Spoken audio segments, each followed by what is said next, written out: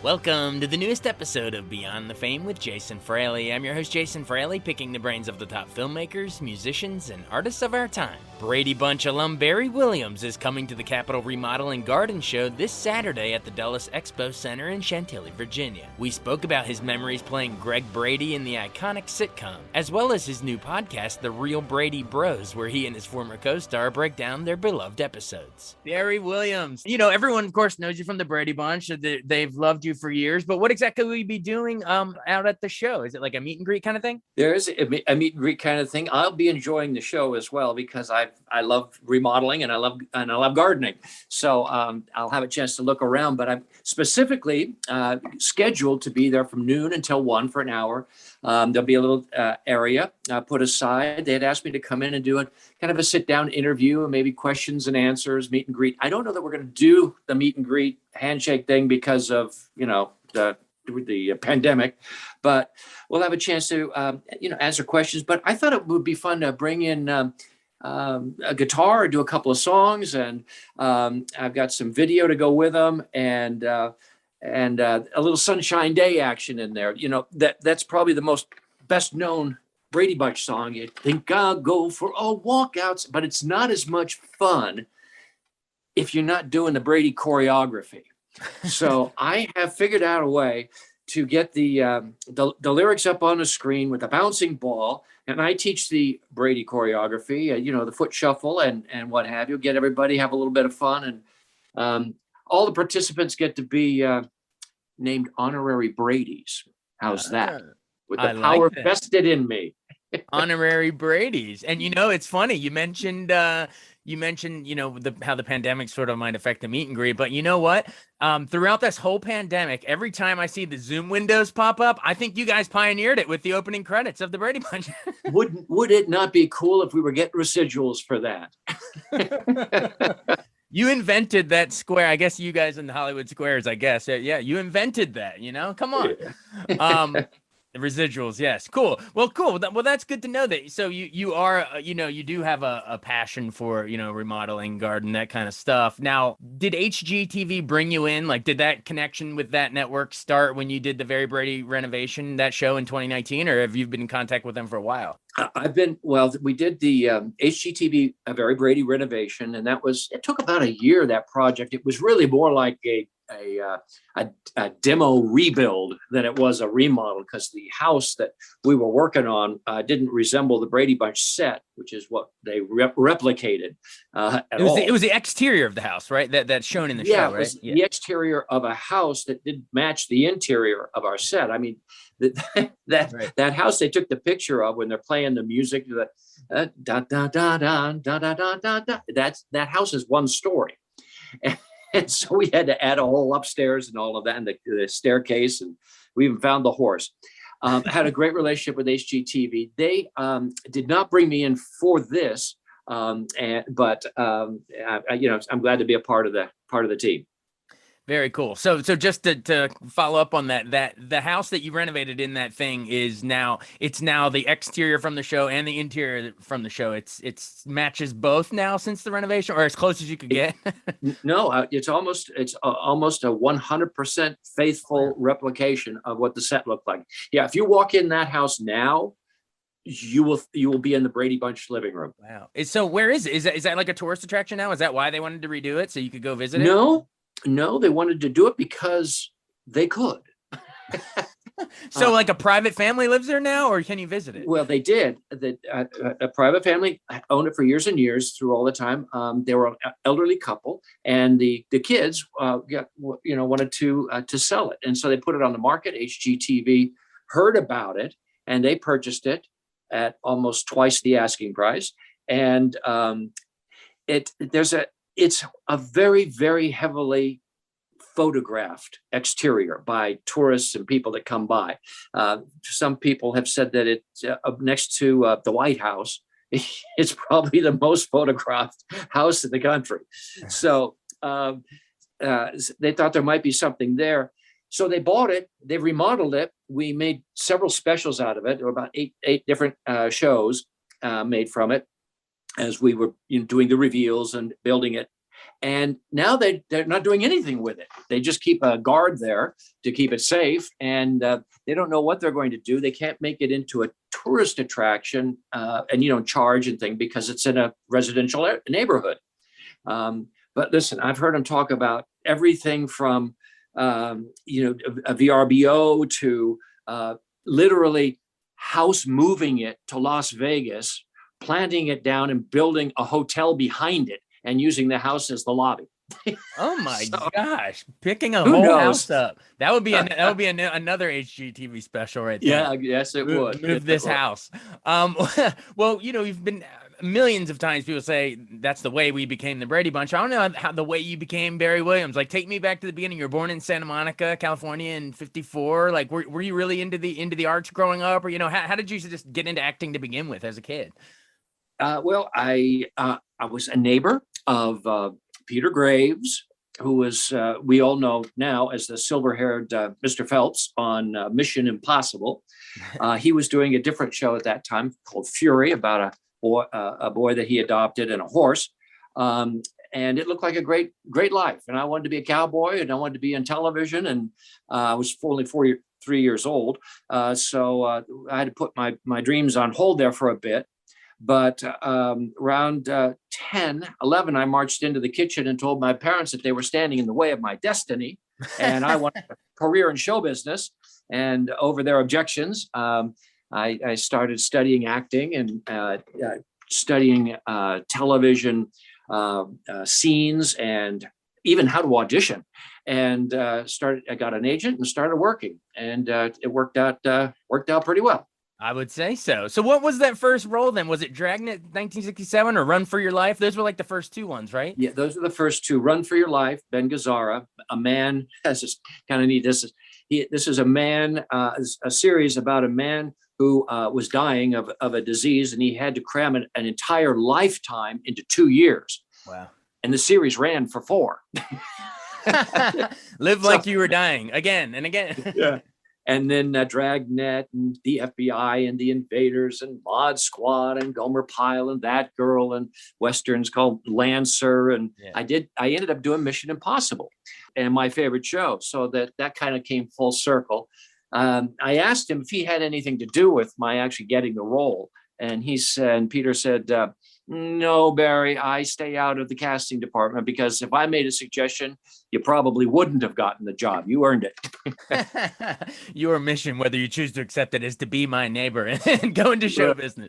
Well, very cool. So then how did you actually get cast as Greg Brady? Like, when did you hear about the audition? Like, just give me that insight on that. Well, we're in 1968.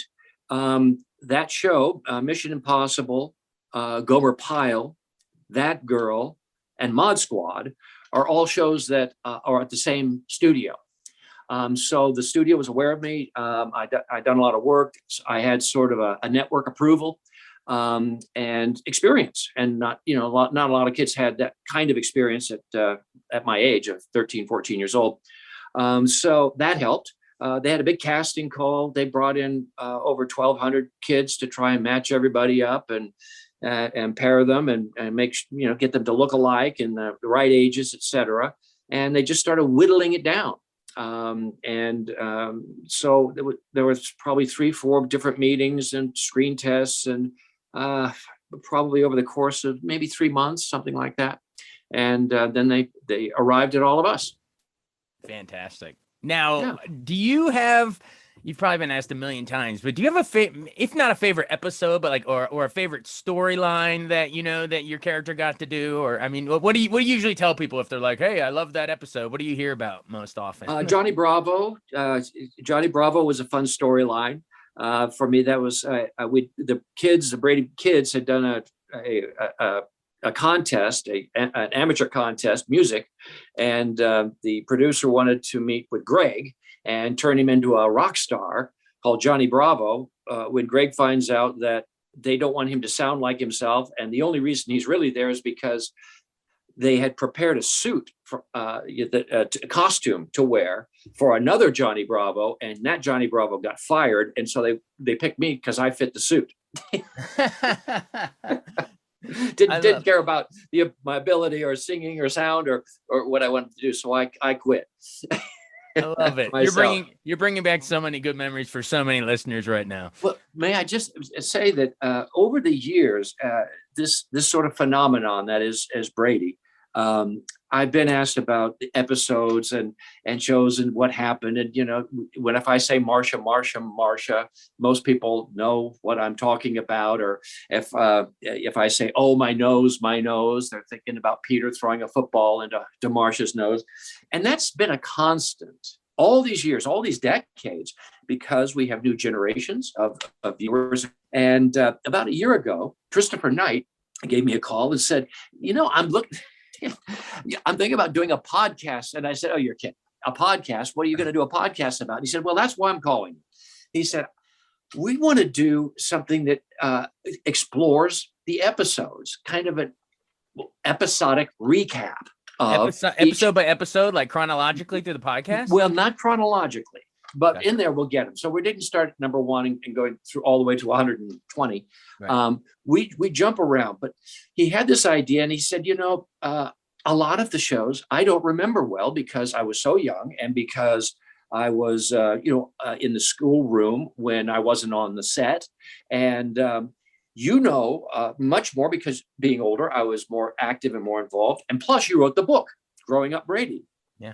So I said, it sounds like fun, to try. Well, and so over the next 8-10 months, we got our kind of ducks in a row, and we just dropped this thing 2 weeks ago. So the third one is out right now. We call it the Real Brady Bros. Real Brady Bros. Brady BROS Bros. Bros. Okay. Right. So we do kind of like a Zoom situation. So Chris and I are looking at each other, and we record this thing and have it kind of pared down, add some music, and balance it out and put it on the airwaves. And it's got a nice response, and it's been a lot of fun. And the interesting thing about it is we've learned a lot about one another, because even though we were there at the set at the same time, the way we remember it, our interpretation of what was going on is very different, because he's 4 years younger, which doesn't make much difference now. But when you're 14 and 10 years old, or 16 and 12, it does. And it's a lifetime back then. Yes.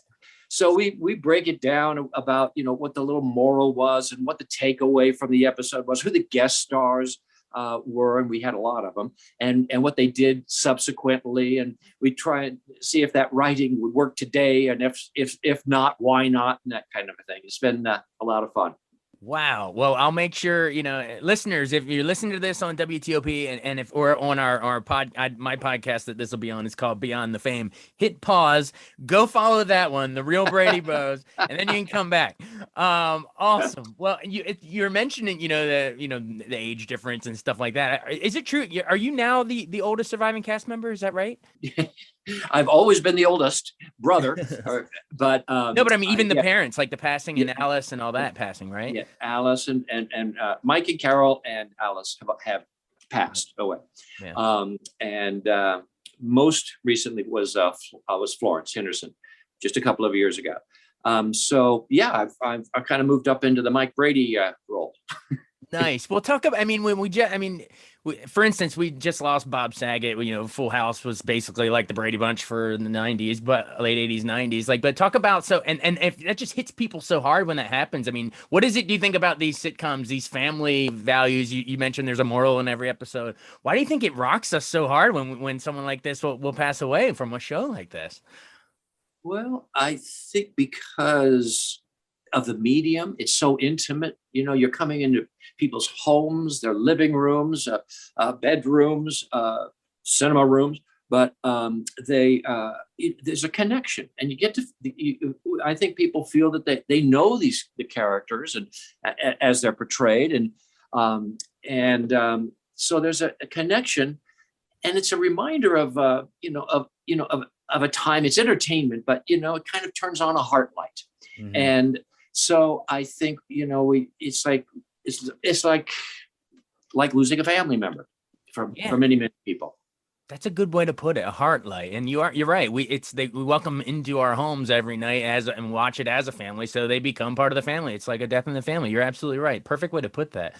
Thank you. So the show ended, what was it, 74? I think Cool. that's when it, yeah. Yeah. So remind some of our listeners that of what, so you've done a lot of work since then too, is it not to get, stereotyped as just one role, typecast or whatever. Like you immediately started doing some really cool, like stage musicals, Grease, Sound of Music, Pippin, West Side Story, a bunch of stuff. So talk about sort of that period after that when you were, trying to shake the dust off of Greg Brady before eventually you could come back and embrace it for podcasts nostalgically. But in that time after, tell them about sort of your quest to sort of reinvent yourself on stage. Well, the whole key to my career has been diversity. And the first thing that I did, I was looking to combine music and acting and humor. The thing that I landed on was musical theater. And the first thing I did was I moved from Los Angeles to New York, and they were going to put out a national tour of Pippin. With Ben Vereen on Broadway and Johnny Rubinstein, and they were going to do the Broadway national tour. And there was a space that had opened up there for casting, and so I flew back to meet with the producers and Bob Fosse, the choreographer and director, and auditioned for him, and I won the role. And so that started me on a whole career. I went out 90 cities, 6 months, bus and truck. You gotta be a kid to do that. I was 19 years old, 19, 20 years old. And it takes a lot of energy, but I later went back and then reprised the role on Broadway for a time, and then came back out to LA to do the Brady Bunch Variety Hour. But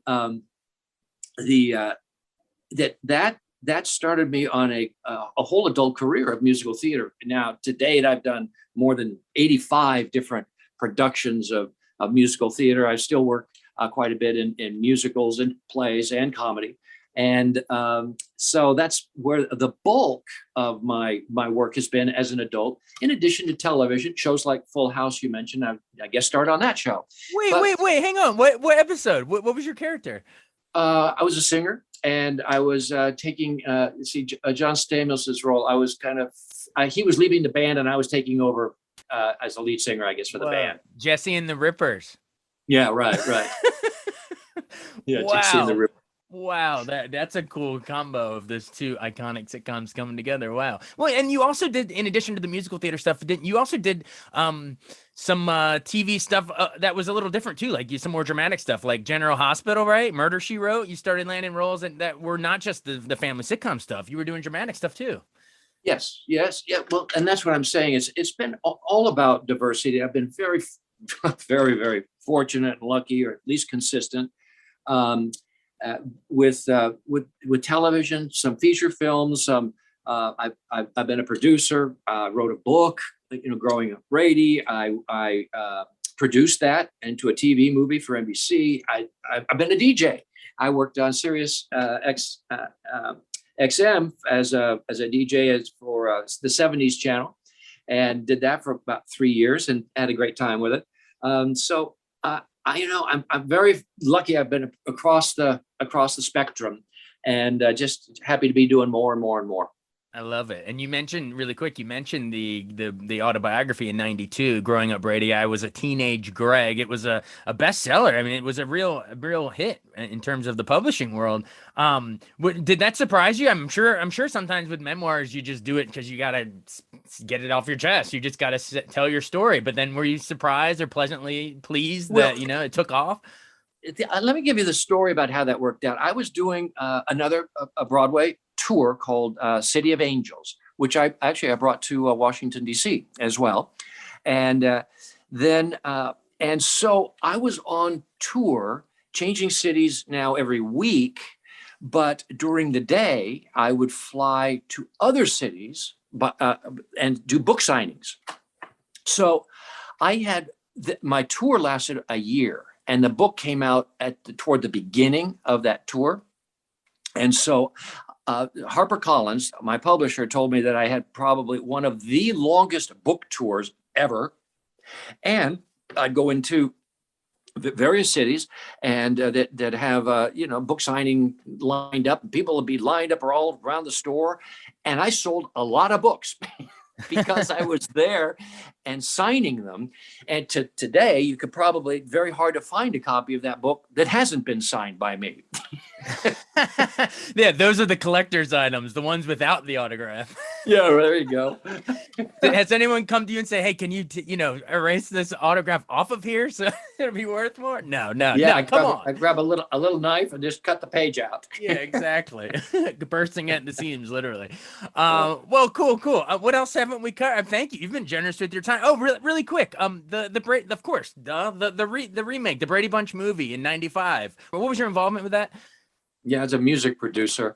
And Greg Brady wanted me to produce his his music, and he was like pitching a Brady Bunch song, and I said, no chance there, Greg. Take it easy. It was kind of like a little cameo. Betty Thomas directed that. She did a great job with it. I think she found the right pocket for the humor without being condescending or cynical about the show. And I thought it was very, very cute. Not so much the follow-up movie, which Betty did not direct. And I just didn't think hit the bar. Let's say that. What was that one called? Very Brady sequel. Yeah. Very original title there. Very Brady sequel. That one made you want to hit the bar. Yeah, there you go.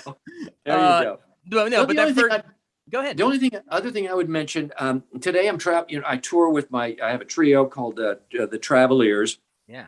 Because we travel, and it's an electric guitar and acoustic guitar, and we have my wife is a singer and a hula dancer and plays percussion. I'm living the Johnny Bravo dream, is what I'm trying to say. And so that's fun to travel with when throughout the year. But if anybody's interested, the place where you can see all of what's going on, what's scheduling. I have like the Capital Remodel and Home Garden Show, up there, and clips from the Travelers and where the Brady Bros is and all that stuff is at my website, which is BarryWilliamsOfficial.com. Barry Williams Official, and the official is important because it turns out, more than one Barry Williams, imagine, and some of those websites you would not want your children to happen upon. Oh my gosh! Yes. Okay. Well then, yeah. Make sure you put official in Barry Williams Official. Official.com, right? .com, right? Okay, cool. Make sure you get that right. BarryWilliamsOfficial.com. And thank you for mentioning the Travelers. I was going to ask you about that because I know you did a couple USO Christmas shows, and that's really cool that you've embraced sort of the music side as well. But that taps into your musical days. I mean, it's all of a piece, I'm sure. It's all part of it. Well, very, very cool. So I know you. Where are you living now? As we bow out here, is it Branson, Missouri? Branson, Missouri, which is right on the southern border near Arkansas, in the beautiful Ozark Mountains. And I live.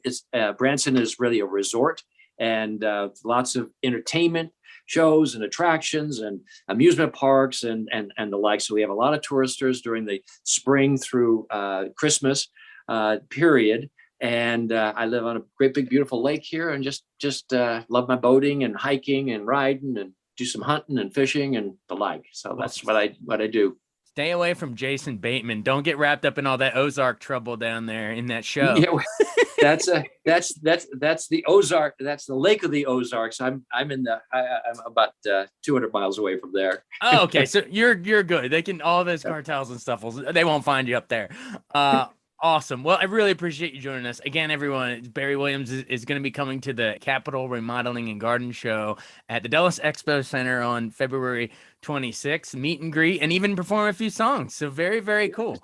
Stop by and become an honorary Brady. Yeah. And official.com, Brady. Hey, thank you so much for doing this. I'll check out your podcast right now. And thank you. I guess the perfect way to leave it is we'll just say bye in our Zoom windows, which you created with the theme songs. Oh, I'll wish everyone a sunshine day and let you know that, Jason, I'd love to stay, but I've got to go. Something suddenly came up. All right, sounds good. Perfect way to end it. Thanks so much for joining us on Beyond the Fame with Jason Fraley. Remember to hit the subscribe button and give us a 5-star rating if you like what you hear. We'll see you next time.